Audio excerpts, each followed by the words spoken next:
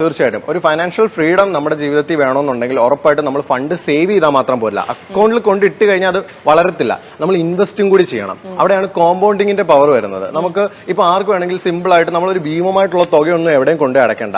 നമുക്ക് SIPs ചെയ്യാം. മന്തിൽ നമുക്കൊരു സാലറി കിട്ടുവാണെങ്കിൽ അതിന്റെ ഒരു വിഹിതം 10% to 20% ഡിപ്പെൻസ് നമുക്ക് എത്ര വേണമെങ്കിലും ഇൻവെസ്റ്റ് ചെയ്യാം.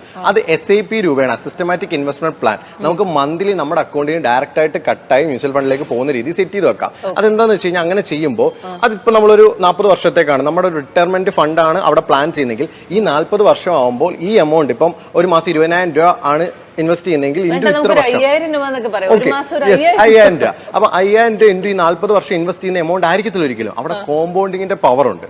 ഓക്കെ, ലോകത്തിലെ 7ാമത്തെ അത്ഭുതമാണ് കോമ്പൗണ്ടിങ്. നമുക്ക് പലിശ കയറുക എന്ന് പറയത്തില്ലേ, പലിശ കയറി നമ്മുടെ ഫണ്ട് കൂടില്ലേ, അതേ സ്കീം തന്നെ തിരിച്ച് നമ്മുടെ ഫണ്ട് അവിടെ കിടന്ന് ആ പലിശയുടെ മുകളിൽ പലിശ വന്നിട്ട് കോമ്പൗണ്ട് ചെയ്ത് അത് വലിയൊരു എമൗണ്ട് വരും. അതിനകത്ത് SIP കാൽക്കുലേറ്റർ ഗൂഗിൾ അവൈലബിൾ ആണ്. ജസ്റ്റ് അതിൽ പോയിട്ട് നമ്മൾ ഇൻവെസ്റ്റ് ചെയ്യുന്ന എമൗണ്ട് എത്ര വർഷം എത്ര ശതമാനം ഇൻട്രസ്റ്റ് കിട്ടാം, ഒരു 12% to 13% വെച്ചോ, ജസ്റ്റ് ആ റിസൾട്ട് നോക്കിയാൽ നമ്മൾ ഞെട്ടും.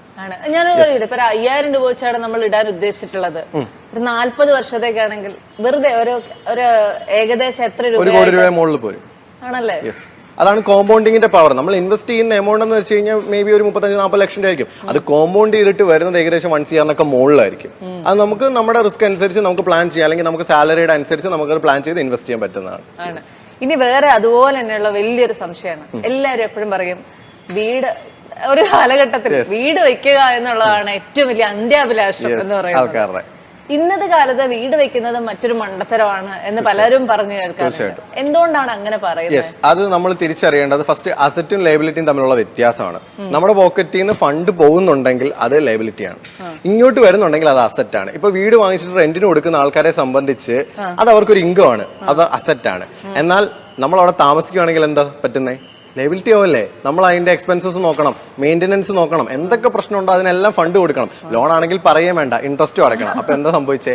ഫണ്ട് പോയില്ലേ. നമുക്ക് അതുകൊണ്ട് എന്ത് ഗുണം വന്നേ? ഓക്കെ, പ്രസ്റ്റീജ് ആണ്. അതാണ് നമ്മുടെ മലയാളികളുടെ ഒക്കെ ഒരു ഇത്. നമുക്ക് പ്രസ്റ്റീജ് കാണിക്കണം. വീടുണ്ടായി കഴിഞ്ഞാലേ എല്ലാം ഉള്ളൂ. റെന്റിന് താമസിക്കാൻ നമുക്ക് മടിയാണ്. അതൊക്കെയാണ് പ്രശ്നം. അത് ഫൈനാൻഷ്യൽ നോളജ് ഇല്ലായ്മയാണ്. അതിൽ ഞാനൊരു സംശയം ചോദിക്കട്ടെ. അതായത് നമ്മൾ റെന്റിന് താമസിക്കുകയാണെങ്കിൽ നമ്മൾ 15,000 രൂപ ഏറ്റവും മിനിമം റെന്റ് കൊടുക്കണം. ഒരു വീട് വെക്കാണ് EMI ആയിട്ടും ഈ എമൗണ്ട് കൊടുത്താൽ പോരെ എന്നുള്ള ഒരു തോട്ടിനെ എങ്ങനെ ബ്രേക്ക് ചെയ്യാൻ പറ്റും? ഓക്കെ, അത് പറയുകയാണെങ്കിൽ നമ്മൾ റെന്റ് കൊടുക്കുന്ന സാധനത്തിന് എന്തെങ്കിലും ഒരു പ്രശ്നം വന്നു, കേട് വന്നു, നമ്മൾ ശരിയാക്കണോ? വേണ്ട. അതിന്റെ ഓണർ ആയിരിക്കുമല്ലോ ശരിയാക്കുന്നത്. അവിടെ നമ്മൾ ഫണ്ട് സേവ് ചെയ്തേ. ഓക്കെ, നമ്മൾ വീട് വെക്കാൻ നമുക്ക് ചെറിയ പൈസ കൊണ്ട് പറ്റത്തില്ല, വലിയൊരു എമൗണ്ട് വേണം. ആ എമൗണ്ടിനെ നമ്മൾ നേരെ ഒരു മ്യൂച്വൽ ഫണ്ടിലോ അല്ലെങ്കിൽ ഒരു ഇൻവെസ്റ്റ്മെന്റ് ചെയ്തിട്ട് അതിനകത്തുനിന്ന് റിട്ടേൺ എടുത്താൽ നമുക്ക് ഈ റെന്റ് താമസിച്ചുകൊണ്ട് അതിന്റെ EMI അല്ലെങ്കിൽ അതിന് വരുന്ന റെന്റ് നമുക്ക് അടച്ചുകൂടെ?